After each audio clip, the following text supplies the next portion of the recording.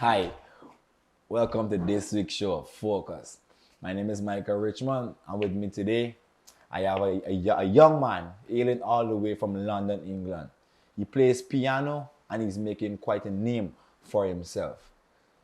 Also, he goes by the name of Luke Bacchus. He's here with me today on the Focus. He's going to tell us a lot about, his road, to stardom in the piano music industry and so forth. So, Mr. Luke Bacchus, first and foremost, welcome to Focus, and it's a privilege having you here, sir. Thanks for having me. It's a privilege having you here.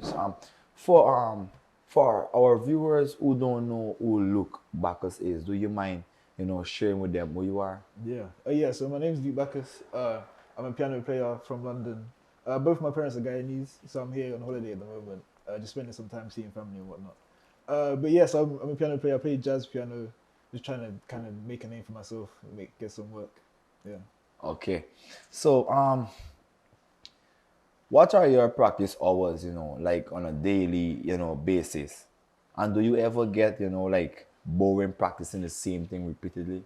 Yeah. Well, if I'm honest, practicing, I don't practice as much as I should, if I'm perfectly honest. Yeah. Like, for me, it kind of goes in, like, it flows, how much I do. It's not like a daily thing I'm doing the same amount, yeah. But like, I try, if I can, like 2, 3, 4 hours a day is the ideal.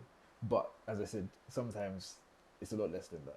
But I also find that like listening to music, kind of research and stuff like that is also like developing myself as a musician and stuff like that. So I'd still try and make sure that I'm like doing something with music as much as I can basically. In terms of things that are boring, yeah. If I'm honest, yeah, it does, which is why I kind of like sometimes I go weeks without really doing anything. It's other times I'm on it every day. But yeah, as I say, it kind of varies day to day. Yeah. Great. So, in the arts though, right? Because we hear, in Guyana, and a lot of people around the world they consider, pianists or some may say pianist as an art, the same as violin and saxophones and things of these an instrument, of those nature. In terms of the arts, the performer is never able to please the audience fully, which is fair, which is really fair. How do you deal with a dissatisfied audience? Yeah, it's a good question. There's definitely been times when you can feel like, yeah, you can feel it's not always going perfect. But I feel you have to kind of be sure in yourself enough that what you're doing is like good, if that makes sense. It's like, it's not always, as much as you want to please the audience, it's also got to be a part of yourself. And like knowing that you're not necessarily doing this for praise from people and stuff like that. Right. It's got to be like kind of 50-50. Half of it is for the audience, but also you can like, if that's not going well, you can kind of come back to yourself and say, at least I'm happy with what I'm doing. And then kind of deal with it afterwards, yeah, at the moment. Because otherwise you just crumble in those situations, innit? You just stop playing and you can't do that. You have to try and change the tide of that if you're in a situation where that happens. You got to do what you can to change the situation, basically. Okay, so let us just go back for a second. Yeah. You weren't born, here in Guyana. Yeah. For some who may now join and don't know, he wasn't born here, but he was born to Guyanese parents. Yes. Which legitimately makes him a Guyanese. Good. So, growing up in London, right? What was actually motivation? I mean, London is a place that we know, Wayne Rooney and these guys, football dominates London. Yeah. What was the motivation behind playing a piano? Why was piano? I mean, yeah, let me take it back to how I kind of started, how I got into piano. So it's actually my sister. She started, my older sister, she started playing piano before me. Had lessons, and my parents got her lessons and stuff.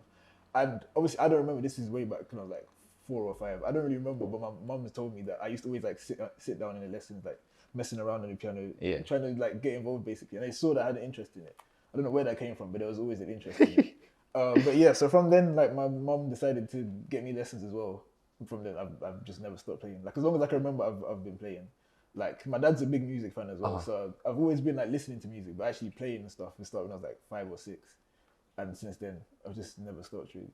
Also, what I've seen years and to some degree, I wasn't even born when these guys were perfecting the art of piano. Let's talk about we could talk about guys like Ludwig Beethoven. We could talk about guys like Alfred Brendel. We could talk about Claudio Arroyo and guys of this nature.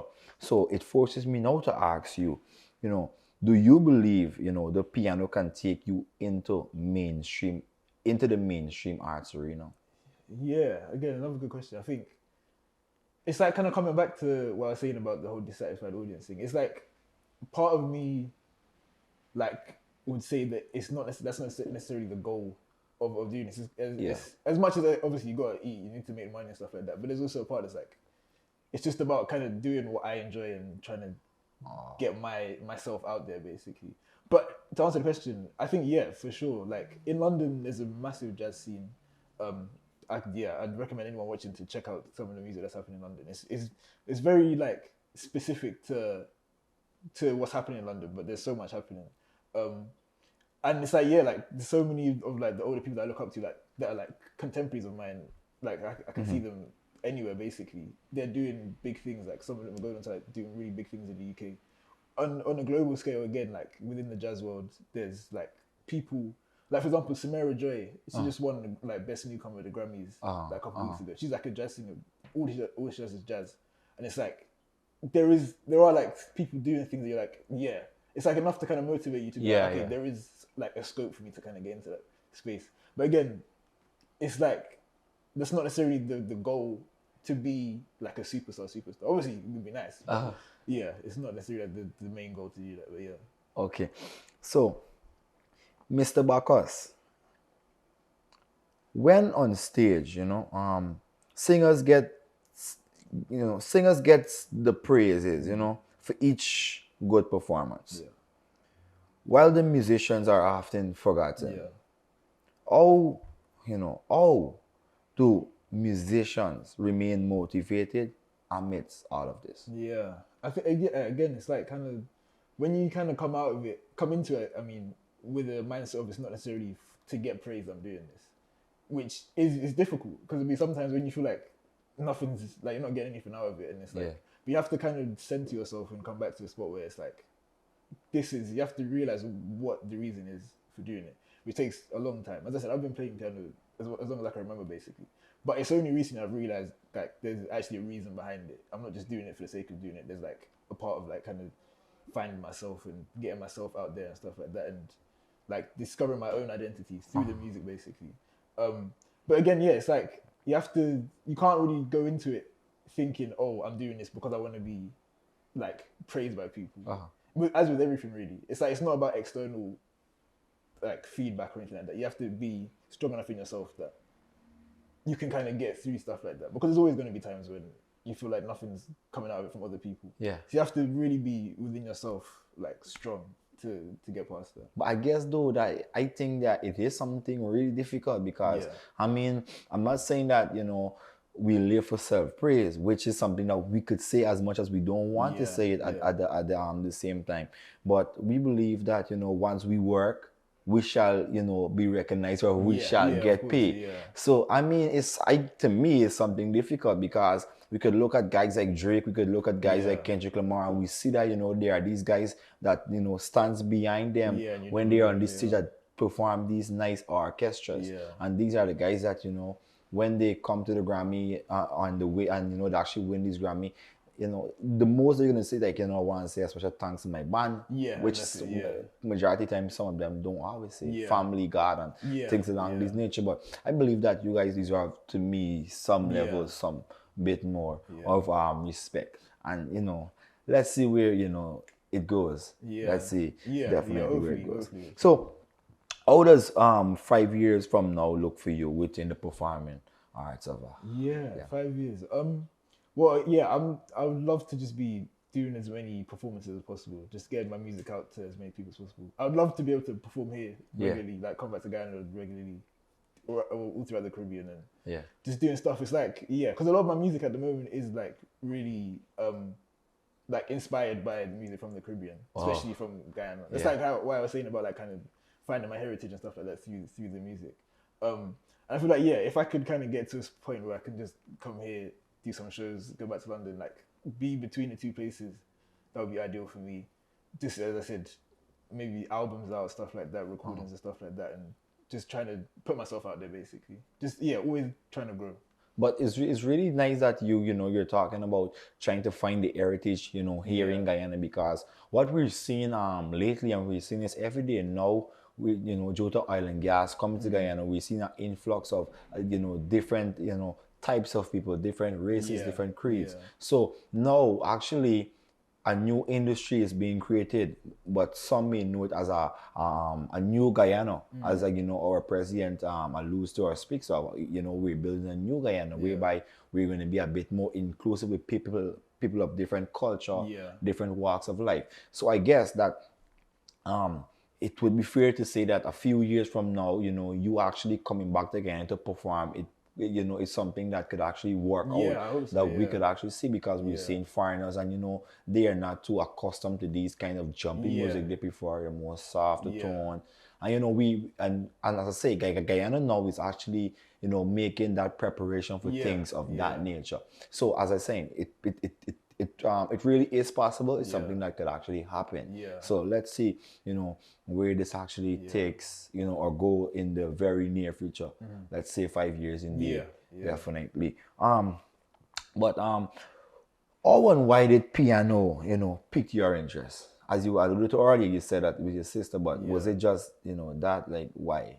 Yeah, as I was saying, so like, as long as I can remember, I've been playing. As long as I can remember, I've been like interested in listening to music and stuff. It's like, there's always music playing in my house and stuff like that. There's always like just music around, and I think from there, just being in that environment like allowed me to like kind of marinate in it, and it just got into me basically. And as soon as I started playing piano and I had like a way to kind of let that out, it just like it never stopped basically. Like I can remember, when I was in school times, I was spending more time playing than doing schoolwork and stuff like that. It's always like that was just what I have, because we have a piano at my parents' house. I've countless hours I spent there just messing around with stuff, just seeing what I can do. And now I've got to a point where it's like I can make money off of it. I'm living off of that. And obviously that has its own like downfalls and stuff like that. It's like, because again, coming back to like the whole thing of how do you keep yourself motivated when you got money to worry about as well. That's another thing to kind of bring you down and stuff like that. But it's like, I'm at a point now where I'm like really happy with like just what music can do for me, and seeing like where I can go with it. What I don't know what the next day is going to hold in terms of inspiration and stuff like that. But as I say, coming places like this, seeing what's happening here like regularly, going back, seeing what I can do with that inspiration stuff, it just keeps me going basically. But again, it's good that you actually continue to stay motivated, and that is of all importance, because we can look at people like Thames, who has recently, I would say just for about 2 years, she has really risen to stardom. Nobody knew who Thames was before, but Thames come with a wonderful soft music, and now all over the world, this is the piece that you cannot buy. And then now Thames has, she's performing at the All-Star game recently, and she won Grammy and things of this nature. So I mean, it all dates back to a bit of consistency, definitely. You stay consistent, you stay motivated, and then you could probably leave this interview, and when you go downstairs, you probably get a call from Drake. Life is such a funny thing. And it's like, that's the thing. It's like you always have to be like working, just continuously working, because it's with these arts and stuff like this, you never know what's gonna come around the corner. You could just be chilling there doing the same thing for years, and all of a sudden, as you say, Drake comes and calls you. You gotta be ready for it, basically. Like you can't like just be sitting there waiting for someone to come to you. You just go always be, because the same thing with Thames. I'm sure, I don't know much about her story, but I'm sure before she's been working hard and hard, like continuously trying to get to a point where when the opportunity comes, that's it. Like there's you don't have to wait for anything because you're ready for it. You already got enough output, so ready for that. And I can recall when we spoke some time back, and you were told me, I did in Guyana, but I mean, it's like, as much as you're here nowadays, like you don't like being inactive. You like to be active. You like to be on it all the time, and there is such a wonderful work ethic. Because I know a lot of people just take it and jump back and be lousy now. But I mean, you prefer to always be on it, and it's crazy, but hard work always get repaid in the end. So it's definitely you shall be repaid definitely. So let's talk about the Young Musician Jazz Final 2002. For you guys who don't weren't paying attention or who don't know what the young musician, jazz is, do you mind, letting them know what it Yeah. is? So there's a competition in the UK. It's called the BBC Young Jazz Musician. Yeah. So it's by the BBC, the like the big like broadcasting service in the country. They get like the 5 young musicians to perform as finalists in the competition. It's like a long like audition process before then. There's like a final 5 people performing. You perform your music, they choose a winner basically. I was in the final for it last year. I didn't win, but yeah, I'm still happy that I got to the final and got a chance to perform. So talk us about it though. Talk us about the moment that you found that you're in the final. Yeah. How was that moment? Yeah, it was crazy. Yeah. So the first thing I had to do was send a video in. Just like a video of me playing, and then they called me back. They said I got to the semi-final. Yeah. So and that was I had to go to Cardiff, which is in Wales, far from where I live. So I had to go to Wales and do like an in-person audition. I remember going there, performing with like some really amazing musicians like alongside me, playing some of my music. I remember them saying to me, "Yeah, you got a chance," And I was like, you don't want to get too excited. I was like, okay, let's see what happens. And then like a couple of days later, I got an email back saying, "Yeah, you're through to the final." And like that's the thing. It's like once you're in the final, you get on the TV, stuff like this. It's like kind of puts you out there. It's like a really amazing like opportunity to get your name out there and stuff like that. So once I saw that, I was very happy. And again, it's just like an opportunity for me to like showcase what I'm about, basically. Yeah. That's what I was thinking. So I spent that time. It was like a month I had between then, like finding out and actually the show, just like working, trying to like perfect what I was doing, trying to make sure that what I was doing was true to myself and stuff like that. But it was an incredible experience and lots of great things have come out of it. Like loads of people like reached out to me and told me they really enjoyed my stuff and like looking forward to what I'm doing in the future and stuff like that. Definitely. And also I usually keep a tab on his Instagram a lot. Like when I go on Instagram and I like make sure I look for Luke, and then I see that now you are also, well, not that now, but now I think now more than ever now you're like performing now with bands and things of those nature. So like you're performing at these little I don't want to say full concert, but like these semi concerts, which is good also, and you keep elevating and elevating. So from a point of view that you are not Guyanese by birth, but he is Guyanese through parentage. What would be the greatest motivation or the greatest advice I'm sorry that you would give to a youngster that is pursuing pressing that those black and white keys? I think just keep going with it. Like I do a little bit of teaching like kids at the moment, and it's like you just gotta keep doing it. Basically, it's like with everything. The more you give into it, as you were saying earlier, the more you put into it, the more you're gonna get out of it. Basically, but also don't like work without knowing why you're working, if that makes sense. Obviously it takes a while sometimes to get to that point, but you gotta like have a purpose behind it and like realize what you're trying to do with this. And as I said, like for me, like even say 2-3 years ago, I knew I enjoyed playing piano, but I didn't really know what I guess like what the point of it was, like what is it I wanted to do. And that's when I started getting into like Caribbean music, Guyanese music, like folk music and stuff like that, and seeing like kind of connected to me more personally. Once I did that, it's just like so much more has come out of it because I have more of a reason to do it. Great. But so I would say just keep practicing. Find a reason why you're doing it, and sometimes it's gonna seem like you're doing it for no reason. Like your friends will be saying, let's do this, let's do that. But if you, as I say, if you know that it's for you, you'll keep going with it. Like it might seem like should be playing football or should be doing this or something like that. Because sometimes music is kind of seen in a certain light sometimes, especially like as you say, like instrumental music. Even parents sometimes they'll be like, you need to get a proper job basically. But it's like, as I say, if it's for you and you know it's for you, you just gotta keep going with it. Definitely. And we will definitely be paying attention to this young man's rise in the musical arts aspect of it, via the piano. Our hope is that for you to actually excel and be great at it.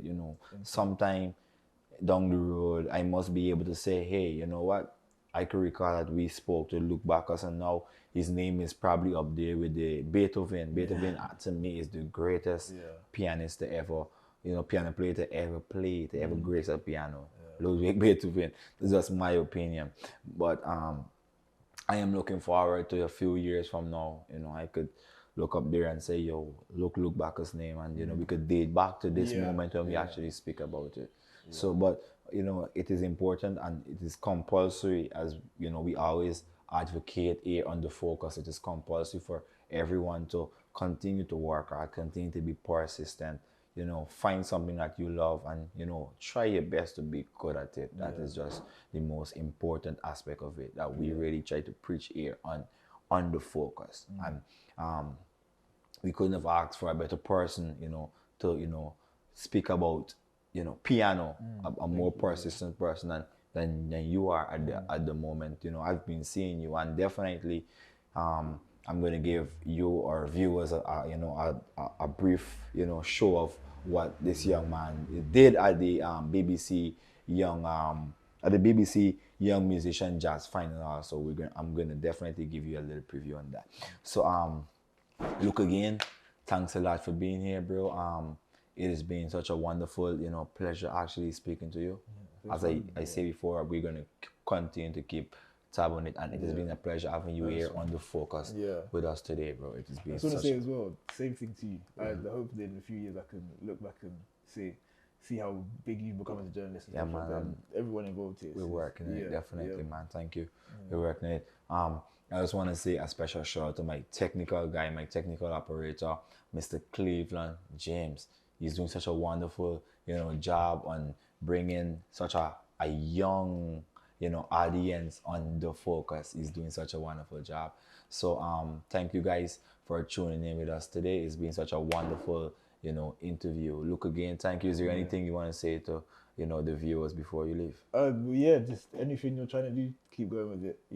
As you can say, I've come here, really happy to be here, really enjoying my time here. It's great to see how it all works and stuff. I've been watching this stuff beforehand, so to come here now and see, it should be an inspiration to everyone, basically. It's inspiration to me, likewise, what you're doing as well. But just everyone, keep doing what you're doing, you prevail and you'll get to where you want to be. You guys heard it. Keep doing what you're doing, prevail, and you will be what you have and want to be. This is a Big Smith production. Thank you guys. Until next time. Trifina, how you could get yarning on today's pension day? I collect my pension and went to the market since the 23rd. How you mean? I tell you, Levy switched to lodgement. Since me last book finished, I switched. You join up a lodge? Was this lodgement? The NIS lodgement system allows pensioners to get their pension into their bank account. The money is paid into the account by the 23rd of the month, so you could withdraw it whenever you like. So wait, I ain't got to join no long line. Why you ain't tell me before? Told you clear. When you go to submit your life certificate, ask them for the allotment application form. When you complete it and the bank verify it, then NIS is going to process it. After they process it, your money will be in your account. Well, all right, I going there now. And don't forget, when you're carrying your life certificate, ask them for the lodgement application form. For further information, please visit the website at www.nis.org.gy, the National Insurance Scheme Facebook page, or your nearest NIS office.